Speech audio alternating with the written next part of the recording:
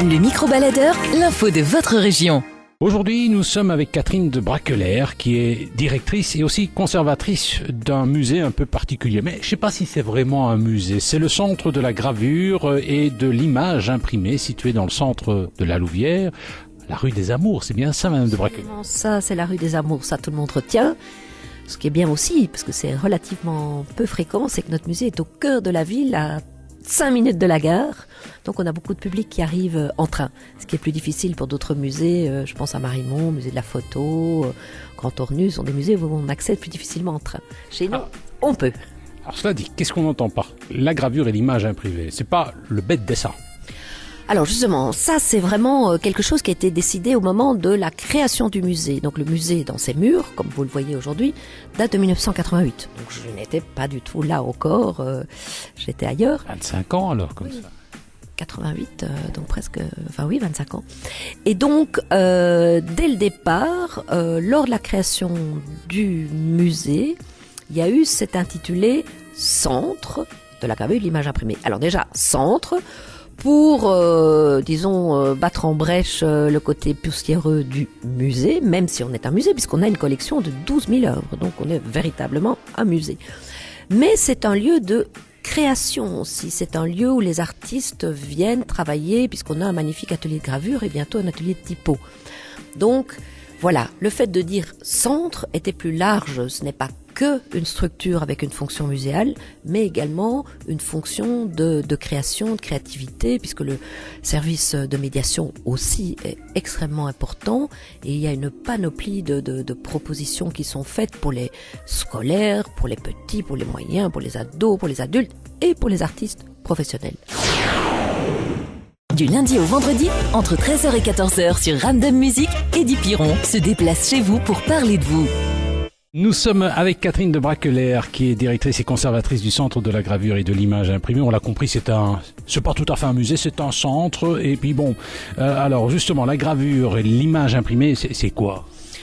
C'est tout ce qui est multiple, en principe 2 dimensions. Donc, gravure, ce sont toutes les techniques traditionnelles, gravure sur bois, gravure sur métal, mais c'est très restrictif. On aurait pu dire estampe, puisque dans estampe, il y a aussi la lithographie, la sérigraphie. Mais ici, dès le départ, il y a eu la volonté d'aller vers l'image imprimée. Donc ça englobe tout, ça englobe la bande dessinée, l'affiche, l'illustration. Maintenant, ce qu'on ne savait pas à l'époque, toutes les nouvelles techniques autour du numérique. Donc c'est très large, la Nicole Company, etc. Voilà. Et le lieu se veut très large. Et même quand on fait une exposition personnelle consacrée à un artiste, c'est le cas avec Nalini Malani, eh bien on ne va pas, cloisonner son travail et ne présenter que la partie imprimée, mais on ira plus largement, on mettra en résonance, en dialogue des œuvres qui ne sont pas de l'imprimé. Ici, il y a de la peinture, il y a des grandes vidéos et l'œuvre imprimée. Le micro-baladeur, l'info de votre région. Nous sommes avec Madame Catherine de Braquelaire, qui est la directrice et conservatrice du musée. Non, j'ai pas envie de dire musée. Non, c'est le centre de la gravure et de l'image imprimée à la Louvière, à la rue des Amours. Alors vous avez tout compris. Vous avez tout compris parce que vous n'attendez pas le visiteur. Je veux dire, le visiteur vient voir, évidemment, le musée est ouvert pour ça. Mais vous descendez dans les écoles, vous descendez dans la rue. Oui, voilà. En fait, on reste toujours attentif à notre public potentiel, aux problèmes qu'ils ont, ou que ce public a éventuellement pour arriver jusqu'à nous. Et on s'est rendu compte que les écoles avaient de plus en plus de mal à arriver jusqu'à nous.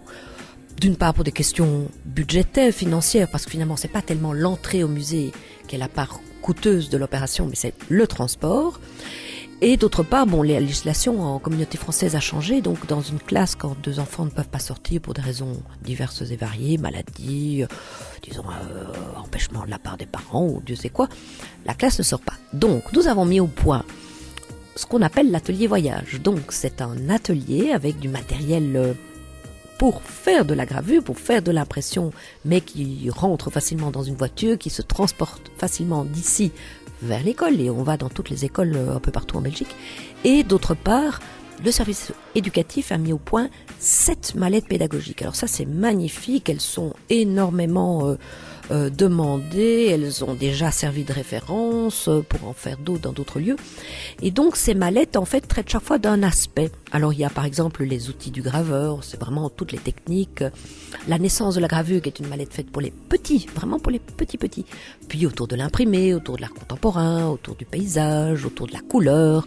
Voilà. Et donc avec le professeur, il y a une discussion et il y a un choix d'une mallette qui est fait. Et cette mallette part avec Atelier Voyage et va dans les classes. Du lundi au vendredi, entre 13h et 14h sur Ramdam Music, Eddie Piron se déplace chez vous pour parler de vous. Intéressé ? Contactez-nous à l'adresse email suivante microbaladeur@ramdammusic.be. Nous sommes avec Catherine de Braquelaire, qui est directrice et conservatrice du Centre de la gravure et de l'image imprimée. Alors, vous organisez souvent ce qu'on appelle des journées autour du livre et de l'écrit. Vous faites ça en collaboration avec le Centre de la gravure, bien sûr, et puis la Maison de l'imprimerie à Thoin et le Musée royal de Marimont à Morlan. Oui, là encore, vous avez tout compris, il s'agit de travailler ensemble. Oui, c'est vraiment une chose qui est très très fort entendu par l'équipe, que l'équipe prône, favorise, et donc il y a des tas d'opérations comme ça qui sont venues, parce que ce n'est pas moi qui m'occupe de tout. Donc là c'est vraiment le service éducatif lui-même qui a pris les contacts pour mettre au point ce genre de rencontres, ce genre d'ateliers, ce genre de stages sur une semaine autour d'une thématique. Bon, il faut savoir que Marimont aussi traite du livre d'artistes, c'est aussi un de leurs fers de lance. Il y a l'atelier du livre à Marimont, et d'autre part, il y a le musée de l'imprimerie de Thoin. C'est donc un petit peu un musée qui a le champ parallèle au nôtre, puisqu'ils sont dans la réalisation de l'impression, de la typo, et puis nous, on est au bout de la chaîne. Le micro-baladeur au cœur de la culture, une autre façon de parler de vous. Nous étions avec Catherine de Braquelaire, qui est la directrice et la conservatrice du Centre de la gravure et de l'image imprimée. Évidemment, votre musée, on aura l'occasion souvent d'en parler, a une dimension internationale et connue partout.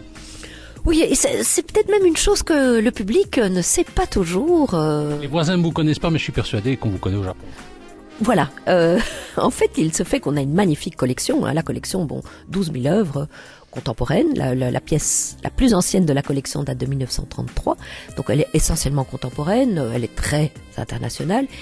Et donc, cette collection est quand même très appréciée. Alors, l'avantage, évidemment, d'œuvres imprimées, généralement bidimensionnelles, c'est-à-dire sur papier, encadré, voyage relativement facilement. Et donc nous produisons, nous participons, nous prêtons des pièces, mais nous produisons quand même plusieurs expositions par an à partir de la collection pour d'autres musées partout dans le monde. Donc par exemple, pour donner quelques exemples, c'est vrai que j'ai monté une exposition au Brésil à Sao Paulo, une triple exposition au musée d'art contemporain de Santiago du Chili, au Canada, un peu partout en Europe, notamment dans les pays de l'Est qui sont très intéressés par l'art imprimé, par l'estampe, mais aussi en Espagne, en France bien sûr, puisqu'il y a là la facilité de pouvoir diffuser le catalogue en même temps, puisqu'on est dans la même langue, et la Suisse également. Et il l'a pas. Alors soit c'est une exposition que des conservateurs étrangers viennent voir et nous demandent de remonter dans une vision nouvelle et une version nouvelle en fonction de leurs espaces, puisqu'ici, 1200 mètres carrés, c'est immense. La plupart du temps, les musées qui consacrent une partie de leur musée à l'art imprimé, c'est beaucoup plus petit, donc généralement on doit tout reconstruire. Mais aussi, nous produisons des expos que nous ne faisons pas ici, et qui répondent à une demande très spécifique autour de telle thématique ou de tel sujet. Voilà, en tout cas, c'est un centre à découvrir. Vous allez sur le site internet, vous tapez Centre de la gravure et de l'image imprimée et vous trouverez directement toutes les informations dont on peut avoir besoin.